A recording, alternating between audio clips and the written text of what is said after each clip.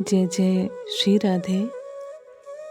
श्री सद्गुरु देव भगवान की जय हो। कल गुरु पूर्णिमा है। मीरा अपने श्याम कुंज में बैठी हुई सोच रही है। सदा से इस दिन लोग गुरु पूजा करते आ रहे हैं।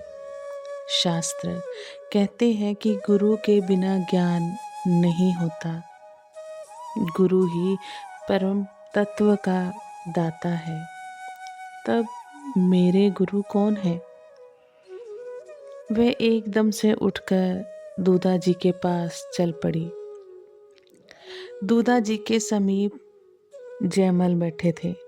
वे तलवार और भाले के दावों के विषय में पूछ रहे थे। दूधा जी उनकी शंका समाधान करने के पश्चात बोले, समीप के युद्ध में जैसे तलवार, कटार, बर्छी उपयुक्त है, वैसे ही दूर की मार में भाला और तीर अपनी बराबरी नहीं रखते। विशेष रूप से तीर अधिक उपयोगी है। तुम चलाना सीख रहे हो ना? हाँ हुक्म। बीच वाले काकोसा फरमाते हैं कि तलवार से भी तीर अधिक कारगर है। तीर, धनुष दूर या पास सभी स्थानों पर काम आते हैं। किंतु बाबोसा, घोड़े पर बैठकर तीर चलाना, घोड़े की गति से तीर की गति, लक्ष्य और अपने बलाबल का साम्य बैठाना क्या बहुत कठिन नहीं है? अभ्यास होने पर कुछ भी कठिन नहीं होता बेटे। यदि देह लचीली है, भुजाओं में बल है, मन में धैर्य और बुद्धि में निर्णय की शक्ति है, तो सफलता चरण तले रहती है। अपने साथ साथ अपने अश्व को भी साधो। योद्धा का आधा बल उसका अश्व है, ये मत भूलो। इसीलिए गरीब राजपूत स्वयं भुने चने खाकर भी अपने अश्व को घी से सनी रातें खिलाते हैं। राजपूतों की स्त्रियां अपने पति के अश्व की पूजा सेवा करती हैं, क्योंकि वही रण में विजय का बड़ा माध्यम है और घायल होने पर वही प्राणों पर खेलकर स्वामी को घर लाता है। इसी कारण नवरात्रि में शक्ति और के कान, करवाल और घोड़ा दोनों की पूजा होती है। अतः ध्यान रखो कि तुमसे तुम्हारा अश्व योग्यता और बल में तनिक भी कम ना हो। किंतु बाबोसा, युद्ध में अश्व कम नहीं मरते। तब फिर जयमल ने पूछा, बहुत से अश्वों को युद्ध के लिए एक साथ सधाया जाता है। तुम भी बड़े होकर 4-5 अश्व अपने लिए तैयार कर लेना। सबसे बड़ी बात ये है बेटा कि आदमी को घोड़े की सवारी आनी चाहिए। आदमी के प्यार, सेवा, एड़ और लगाम के संकेत से साधारण पशु भी विशेष हो जाता है और भूखा थका घायल होने पर भी स्वयं के प्राण निकलने तक वह अपनी बुद्धि के अनुसार घायल अथवा मूर्छित स्वामी की रक्षा करता है। बाबोसा, मुझे सैंधव और गांधारी अश्व कब मिलेंगे? बेटा, अभी तुम छोटे हो। जैसे तुम्हारे धनुष, तलवार और भाले छोटे हैं, वैसे भी अश्व भी छोटा है। बाप जी हुक्म। जैसा बड़ा कब हो जाऊंगा मैं? तनिक रुको, रुको भाई। जैसा मीरा इन दोनों की बात करते देखकर दूधा जी को प्रणाम करके जयमल के पीछे बैठ गई थी। तब उसे टोकते हुए वह बाबूसा के समीप आ गई। अहो जीजा, आप कब पधारी? खम्मा धनी। जयमल ने उठकर हाथ जोड़कर अभिवादन करते हुए पूछा। जब आप तलवार तीर की क्षमता ज्ञात कर रहे थे, मैंने सोचा कि इन्हें समाधान मिल जाने पर ही अपनी बात पूछूंगी। पर आप हैं कि तलवार से भाले, भाले से तीर, तीर से अश्व पर आए और अब पट्टनी अश्व से सैंधव और सैंधव से गंधारी पर आकर कौन जाने आप युद्ध किस चक्रव्यूह से निकलने के लिए, युद्ध के किस चक्रव्यूह से निकलने के लिए कौन सा दाव पूछ बैठे, इसीलिए बीच में ही टोक दिया। मुझे मेरे नन्हे से प्रश्न का उत्तर मिल जाए तो आप अपना महाभारत पुनः आरंभ कर दीजिएगा।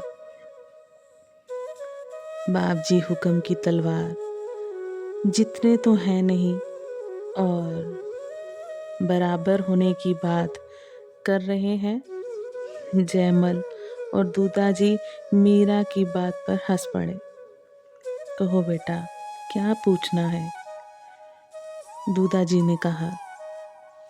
जयमल के समीप पड़ी चौकी को मीरा दूधा जी के पलंग के समीप खींच लाई।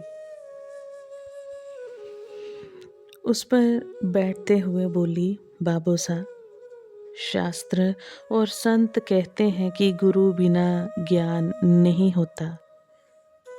मेरे गुरु कौन है? हैं तो बाबा बिहारी दास जी, योगी श्री निवृत्त नाथ जी। जयमल ने पूछा। आप रुकिए ना भाई, मीरा ने हंसकर कहा। मैं क्या झूठ कह रहा हूँ बाबूसा? नहीं बेटा, पर वे मीरा के शिक्षा गुरु हैं, दीक्षा गुरु नहीं है। दूधा जी ने उत्तर दिया। सुनो बेटी, इस क्षेत्र में अधिकारी को वंचित नहीं रखा जाता। त्रिषित यदि सरोवर के समीप नहीं पहुंच पाता तो सरोवर ही प्यासे के समीप पहुंच जाता है। तुम अपने गिरधर से प्रार्थना करो, वे उचित प्रबंध कर देंगे। गुरु होना आवश्यक तो है ना बाबूसा? आवश्यकता होने पर अवश्य ही आवश्यक है। यूं तो तुम्हारे गिरधर स्वयं जगत गुरु है। गुरु शिक्षा ही तो देते हैं। शिक्षा जहाँ से भी मिले ले लो। मंत्र? इसके इस छोटे से प्रश्न पर दूधा जी ने हंस दिए। भगवान का प्रत्येक नाम मंत्र है बेटी। उनका नाम उनसे भी अधिक शक्तिशाली है। यही तो अब तक सुनते आए हैं। वह कानों को ही प्रिय लगता है बाबूसा। आंखें तो प्यासी ही रह जाती हैं। अनायास ही मीरा के मुख से निकल पड़ा, पर बात का मरब समझ में आते ही सकुचा करके उसने दूधा जी की ओर पीठ फेर ली। इसमें इतनी शक्ति है बेटी कि आंखों की प्यास बुझाने वाले को भी खींच लाए। उसकी पीठ की ओर देखते हुए मुस्कुराकर दूधा जी ने कहा। जाऊं बाबूसा?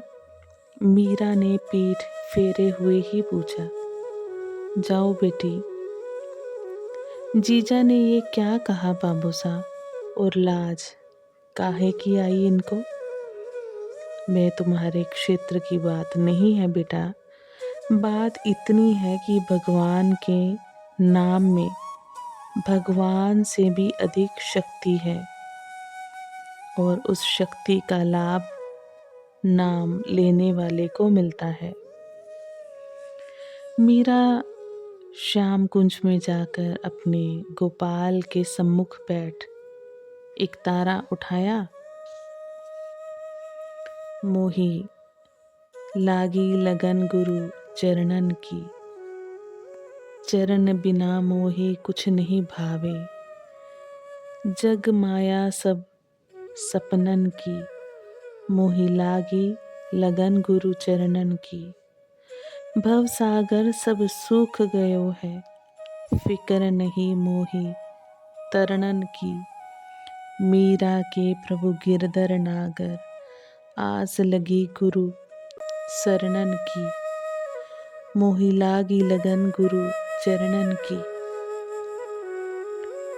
रात को स्वप्न में मीरा ने देखा महाराज युधिष्ठिर की सभा में प्रश्न उठा है कि प्रथम पूज्य सर्वश्रेष्ठ कौन है जिसका प्रथम पूजन किया जाए।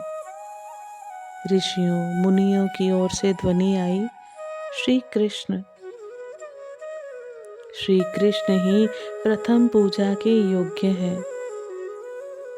वृद्ध महारथी और ज्ञान वृद्ध परम भागवत भीष्म पितामह ने उठकर उनकी बात को दोहराया। युधिष्ठिर श्री कृष्ण ही प्रथम पूज्य हैं। क्षत्रिय सभा में मर्मर ध्वनि उठी। उसी समय कनिष्ठ पांडव सहदेव उठे।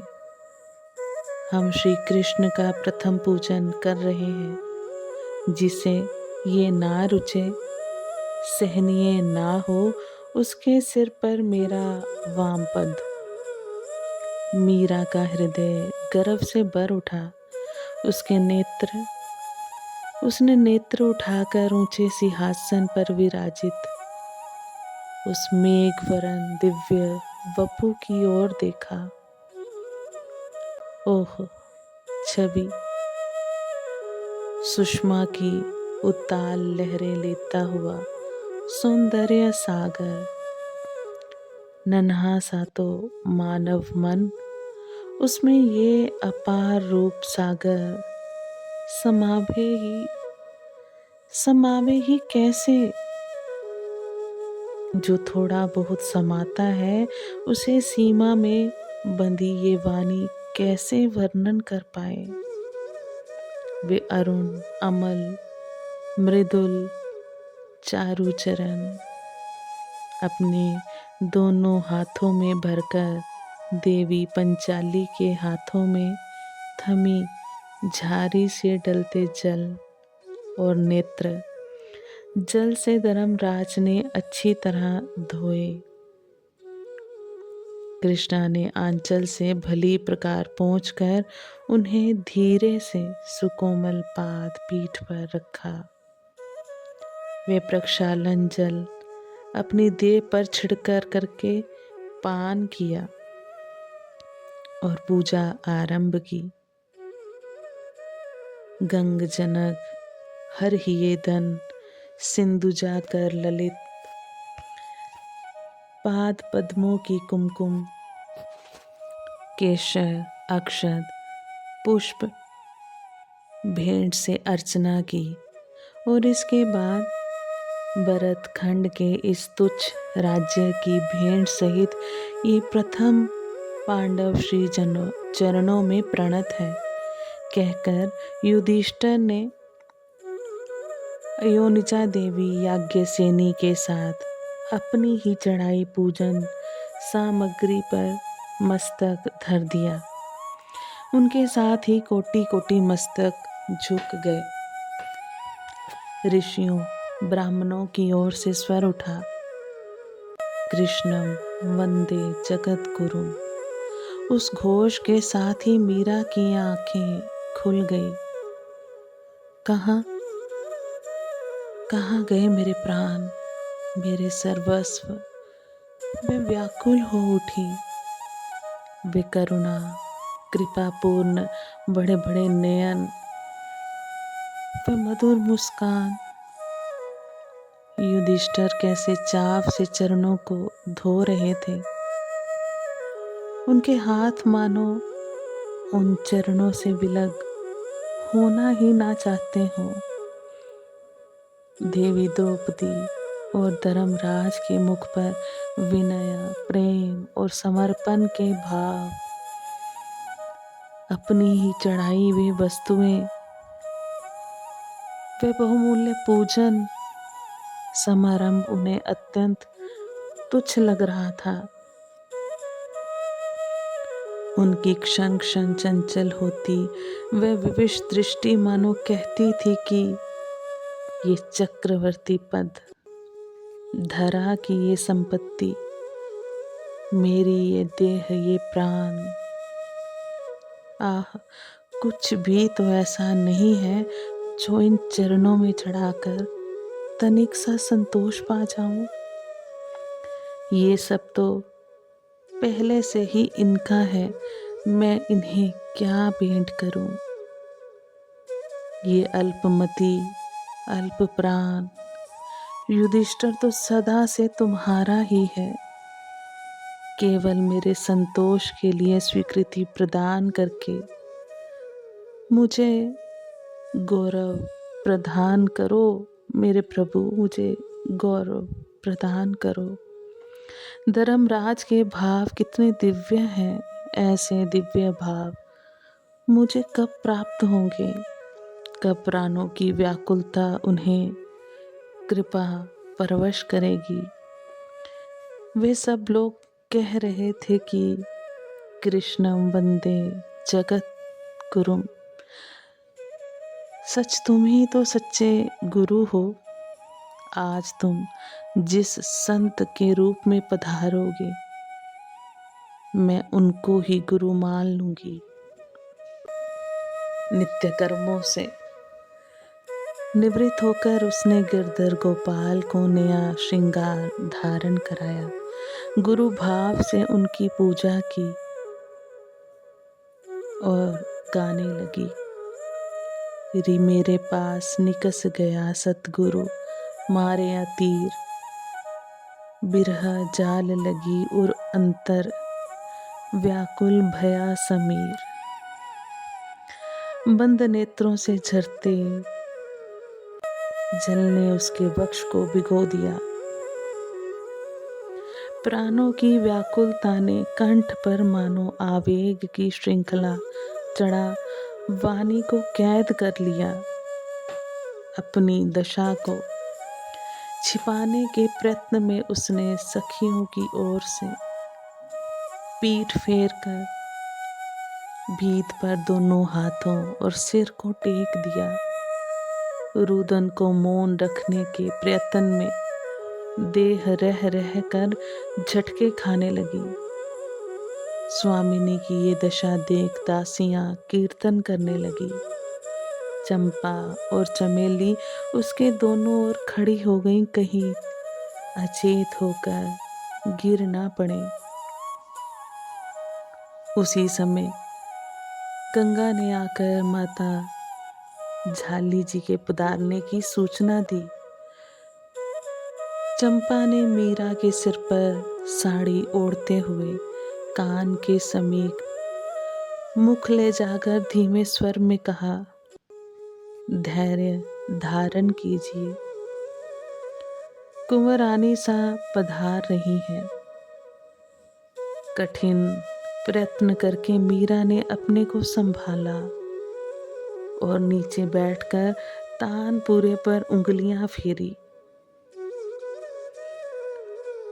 तो सोने लाग्यो रे प्यारा नागर नंद कुमार, मुरली थारी मन हरियो, बिसरयो घर त्योहार। तो सोने लाग्यो रे प्यारा नागर नंद कुमार। वीर कुंवरी जी ठाकुर जी को प्रणाम करके बैठ गई।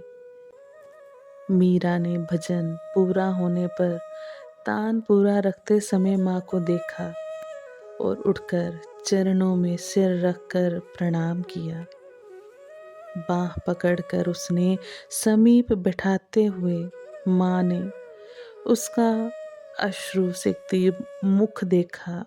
पीठ पर हाथ रखते हुए उन्होंने कहा, मीरा, क्या भजन गा गा करके ही आयु पूरी करनी है बेटी?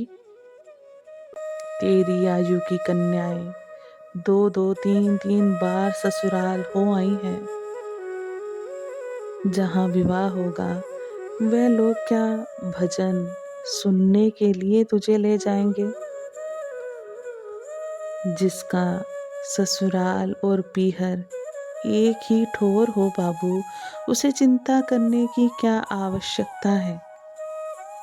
मैं समझी नहीं बेटी।